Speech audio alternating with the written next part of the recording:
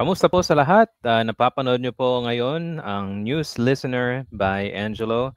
At guys, pag-usapan naman natin yung balita. I believe itong balita na to ay kahapon lamang. Si former Senator Sonny Trillanes. Kung natatandaan nyo, merong balita na pumunta siya ng The Hague. Okay?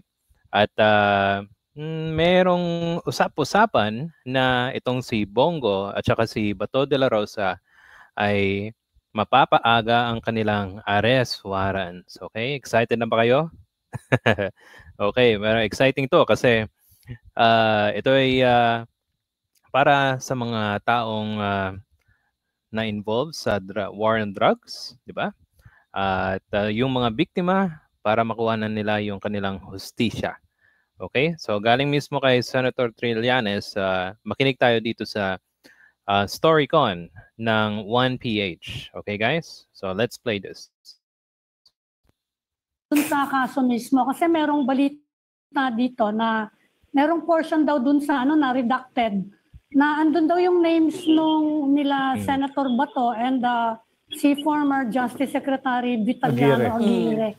Ano po yung balita niyo doon sa issue na yon? Ito po, no? Itatapatin ko kayo. Ang pending na lang ng warrant na maaaring lumabas ay para kay Bato at kay Bongo. Wala kay Aguirre, wala kay Sara, and anybody else. So, kung meron man dyan, baka kay Albayalde pa. But other than the three that I mentioned, wala na yun. Okay, so siya galing sa kanya mismo because isa si Senator Trillanes nag-communicate sa ICC dito sa war on drugs ni Digong, di ba? At si Bato ay siya yung PNP chief nung time na yon. At si Bongo ay kung natatandaan nyo, kasama ni Rodrigo Duterte nung panahon na yon, di ba? Special assistant. Ang dami nagsasabing alalay. Kumbaga, kung saan pumunta si Digong, ito naman si Bongo nakabuntot, di ba?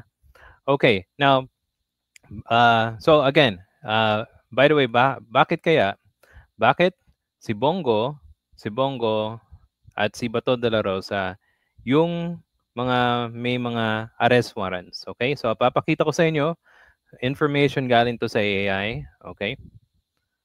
Yan. So, anong involvement ni Bato tsaka ni Bongo? Sabi dito, is primarily due to their close association with former President Rodrigo Duterte and respective roles during his administration. So, kung natatandaan nyo, napaka-close nilang tatlo. Di ba? At si Bato, yung PNP chief ng Davao, ginawa niyang PNP chief sa buong Pilipinas, di ba? O yun. Tapos si Bongo, alam niyo naman, assistant siya hanggang maging senador siya, di ba?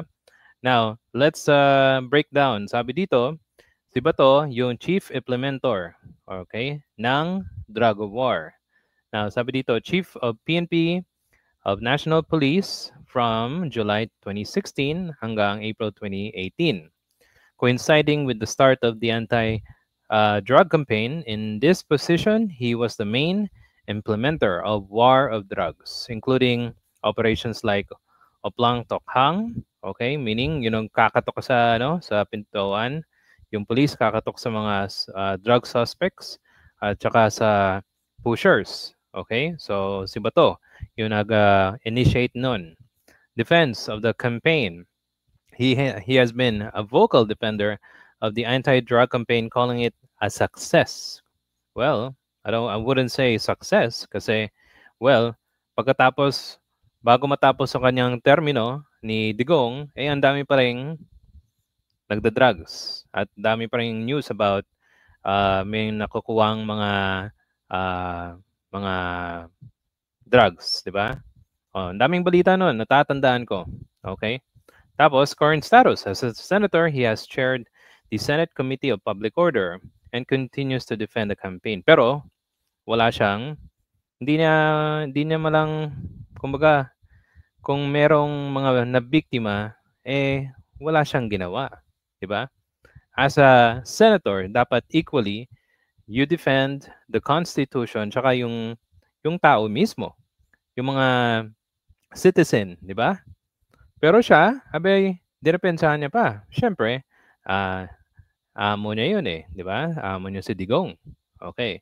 Tapos ano pa? International scrutiny.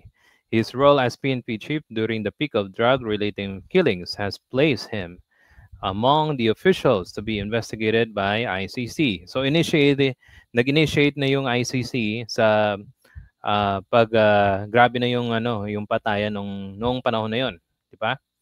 So si Bato de la Rosa, definitely pwede nating isipin na siya yung number 2, di ba?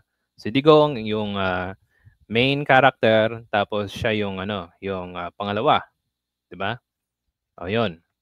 And okay, punta tayo kay Bongo. Bakit siya nasama? Special assistant to the president rather. Go serve as the top aide. Okay.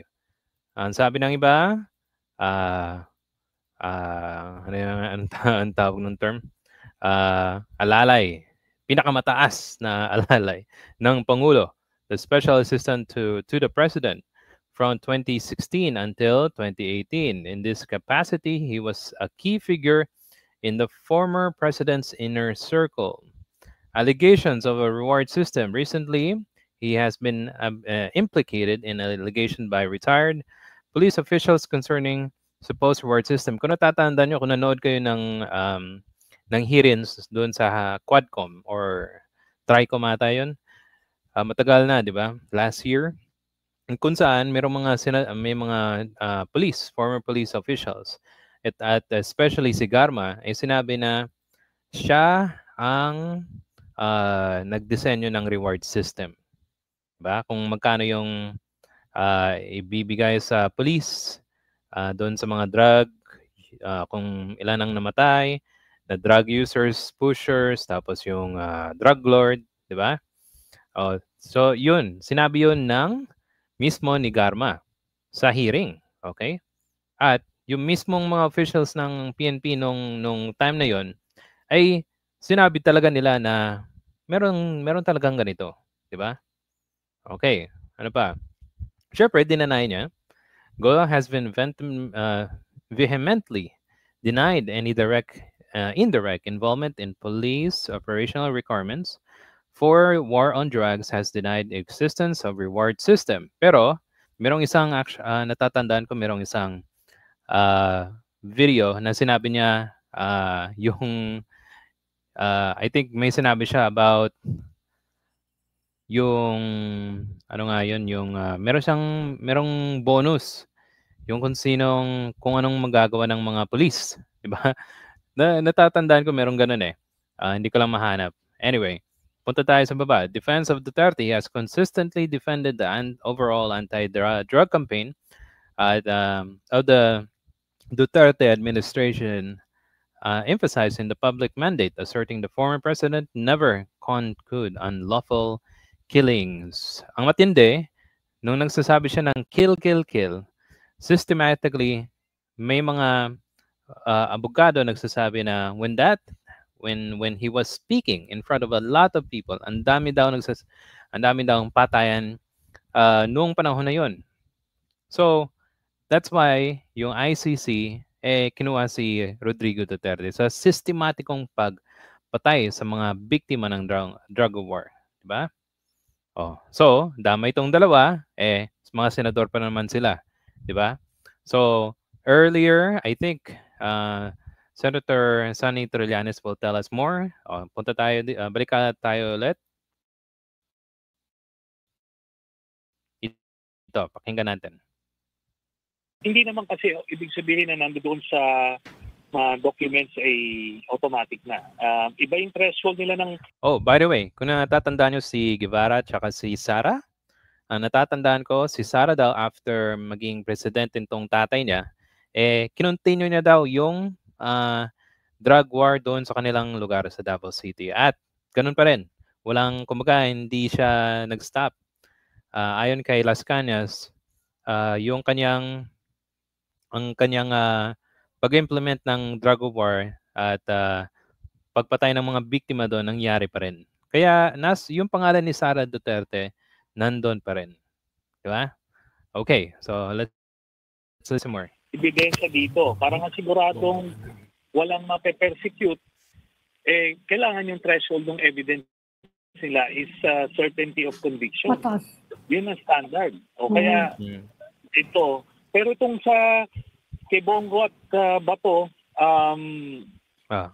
siguro earliest ito, baka mga early next year pa.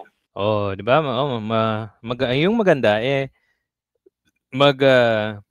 mag-Christmas pa si Bato at si Bongo dito sa Pilipinas. Pero by next year, yan na yan. Di ba? Akala nila noon hindi na matutuloy kasi dakdak lang ng dakdak yung mga yung mga anti-Duterte. Yan ang nangyari ng March. Di ba? Grabe yung nila, di ba? Pasabog nila, grabe yung outrage nila doon sa social media. Hanggang ngayon, hindi pa rin nila mapalabas si Duterte. Sige, tapusin natin ito. So, they are going to be named as what, Senator? Co-perpetrators or? Warrant would be issued. Warrant would be issued as principals. They are being named as principals in this case, essentially. Yes. Kasi silang tatlo yung integral doon sa operation. Si Digong yung nag-set ng policy, siya nag-utos. Si Bato yung nag-implement through the PNP. Si Bongo naman yung paymaster. Okay. So siya sa kanya mismo galing, di ba? Si Digong yung policy, si Bato yung implementer, tapos si Bongo yung paymaster na nagbabayad. May balita ka ba, Keroy Nagarma, Senator? Kasi pinalabas siya dito dahil wala pa namang arrest warrant siya noon And she is expected to testify sa ICC. Pero ngayon, in-order na yung arrest sa kanya ng korte dito. And merong mga nag-aalala na baka hindi na matuluyan yung kanyang testimony, which people think is critical para establish yung yung payoff, di ba? Yung pay system para doon sa yung reward system para doon sa systematic nature ng crimes against humanity. May balita ba kayo about her? Yes. Very crucial, very substantial yung si former police Garma, 'di ba? Sinasabi pa ni Mon Tulfo na kabit daw ni Rodrigo Duterte. Imagine niyo. 'Di ba? Okay. Alam naman natin kung gaano to si Duterte sa mga chicks, 'di ba? Ang dami niyan pictures online. Okay, at si Garma mismo magiging testigo, isa sa mga testigo. Sabi ni Senator Trillanes. Testimony ni Garma at magte-testify siya laban kay Duterte. So, yun na yun. Ang mangyayari. Sir, Senator, you mean she's been as a witness to testify? Ayun, yes, okay. Yan na yun, guys. So, mukhang mapapaaga tong ni Bongo tsaka ni di ba? Ano sa tingin nyo? Okay, if you have any comments or suggestion, please write it down and I'll see you sa susunod na video. Salamat po.